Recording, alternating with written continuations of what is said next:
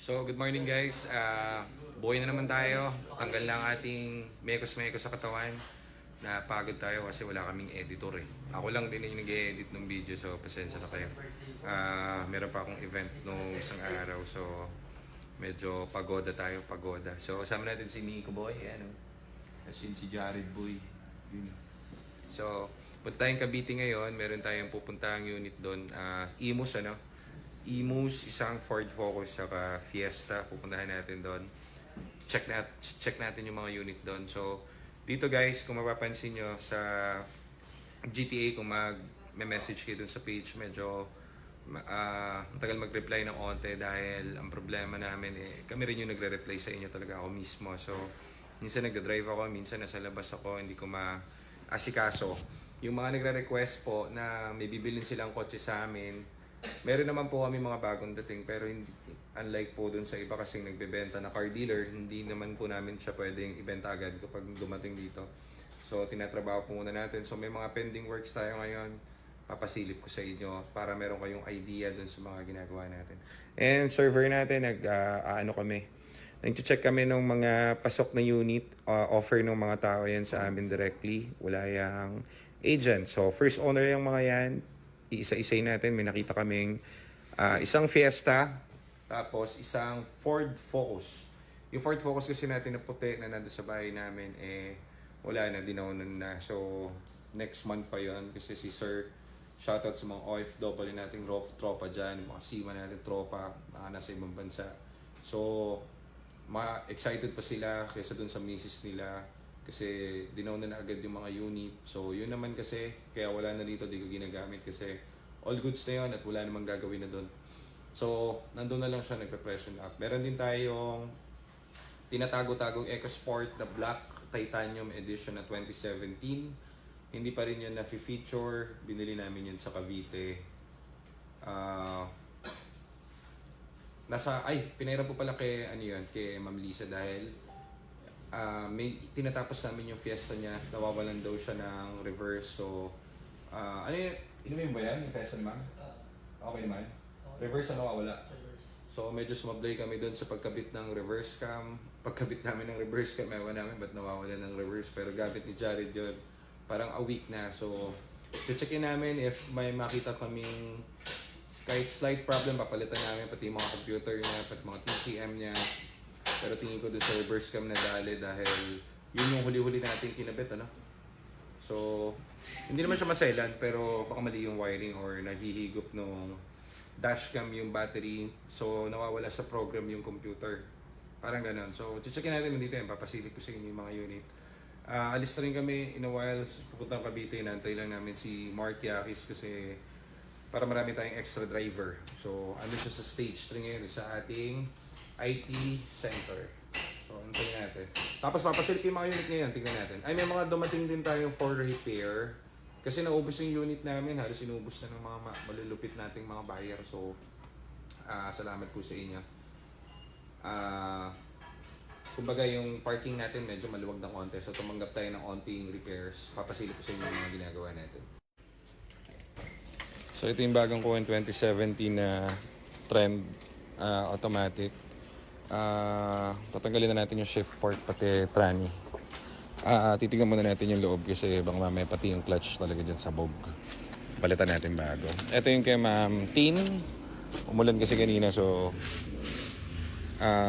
lakas ng tagas na ito dun sa water pump. So checkin natin yung water pump na ito ni Baby Boy para magamit nila kasi sayang naman. Kinuha namin to kagabi, kinuha ni Aljon sa Pasig. Hindi kasi kayang servicean dun kasi tawag dito. Bawal gumawa doon sa condo. Tapos ito yung dumating sa atin kahapon. Silver na EcoSport. Ano to? Ang tawag dito? Si Sir, napanood doon tayo sa sa page yata o sa TikTok. So, problem ni Sir, may-ari nito, dinala niya sa Ford, hindi nagawa sa Ford. Lumalamig naman to pero nawawala yung hangin. So, pag umi-stop ka, nawawala mismo yung lamig. Yun ang explanation niya. Matagal na raw sira nitong EcoSport niya na yun. Dinala niya sa mismong Ford sa EDSA.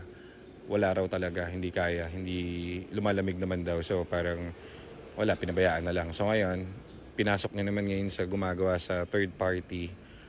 Pinapalitan daw yung, hindi ko alam kung anong pinapalitan, compressor and everything. Marami raw pinalitan, umabot na ng I think 70,000 worth yung sa aircon ito. Pero still the same persist, ganun. So napanood niyo yung ECV natin na post. So kahapon, ang tawag dito, bumili kami ng ECV kasi nandito na rin lang siya eh. Hindi kami nag-aircon guys ha. Sinishare ko lang yung experience ko kasi marami kaming EcoSport dito. Since dati marami kaming EcoSport, never ako nagpapalit ng compressor, never ako nagpapalit ng ano pa ba, parts ng mga ganyan sa aircon. ECV valve ang pinapapalitan ko. Sinishare ko sa inyo para alam nyo kasi 40,000 ang compressor niyan. Eto, nagpapalit siya ng kung ano-ano, pati compressor alam ko pinapalitan na eh. Ay, hindi pa yata. Basta lahat ng components nung pinapalitan yung umabot na 70, hindi pa rin gawa. Kahapon, dahil nga syempre, wala nang, lumbay na si sir, bumili kaming ECV, kami na mismo nagkabit. Kahit hindi kami aircon shop, gawa na. Ang talas ng lamig, tuwan-tuwa yung may-ari. So, mamaya, checkin natin yan. Tapos, ito naman yung kay Ma'am Lisa, mamaya papalitan natin ang, itetest rin natin yung wiring nung, ano ba yun? Nung camera, nung back camera na kinabit. Tapos, if all else, para sigurado, ako na mismo magte-test drive nito, uwi ko sa amin. Gagamitin ko muna for 3 days. Pero papalitan natin yung TCM nito. Kasi nawawalan siya ng reverse. So, pagka-deliver namin, parang doon nagkaroon ng problem. So, yun yung isang maganda dun sa shop. Hindi kayo iwanan yan. Unlike bumili ka sa labas, goodbye ka na. Hindi ka na i-cater na kahit anong mangyari kasi nagkapirmahan na kayo. So, sa atin yung mga ganyang issue, kaya naman namin isolve yan. Hassle lang sa oras ng client, pero all good yan pagbalik. So, yan Ma'am Lisa, ito yung unit nyo. Ako na bahala dyan. Ito yung manual natin. Available pa rin guys ha.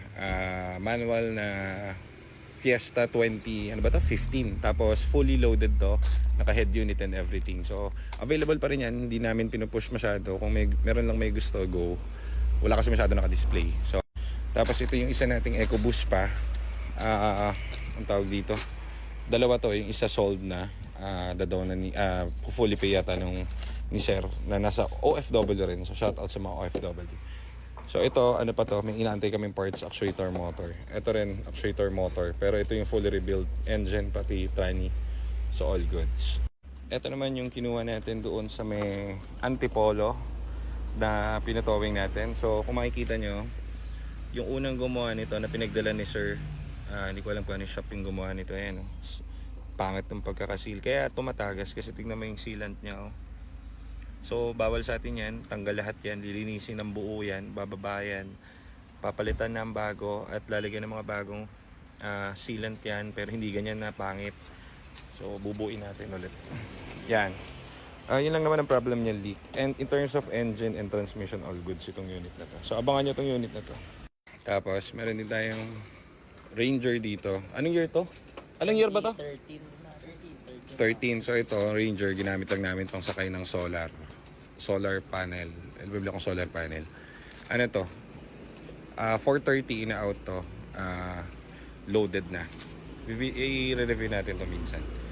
430 na manual. So wala kayong intindihin. Ang ganda ng loob na ito. Pati ng ride niya.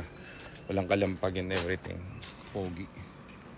Gamit-gamit namin to. So, problema, wala na kami magawan kasi laki. So, yan.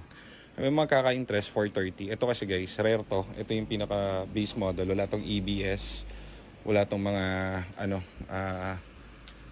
gimmick-gimmick. So talagang ito, pwede mo gamitin pang probinsya, pwede mo gamitin pang malayuan. Hindi mo kailangan ng maintenance dito sa unit na to dahil change oil lang to, goods na to. So hindi mo na kailangan magpa-recalibrate, mag-ganon, mag-ganyan, kung ano-ano. Kasi ito, bare unit to. So linis lang, ganda. Walang kahit anong issue to. Since binili namin, hindi pa namin ginagalaw kahit ano rito kasi ang ganda. So, yan. 430 to in-out. So, ang XLT nito yung susunod na model para mga 450-ish or 480 pero mas pogi ito. Ganda pa ng gulong bago. Ayan. Tapos yung project naming Fiesta rito na naka-reserve, yung 2012 kay Sir, dumating na yung gauge namin. So, umpisa na rin to kasi dumating na yung bago namin biniling gauge panel. Yay! So, Sir, ayan ha. Sir Mark, yan na. Tinatapos na. Nakakulambulam din yan. Dumating na yung gauge namin para dito sa unit na to. So, kakarating lang kanina. Maumpisa na namin to. So, marami tayong gagawin ngayon. So ayan, tara, punta muna tayong Cavite.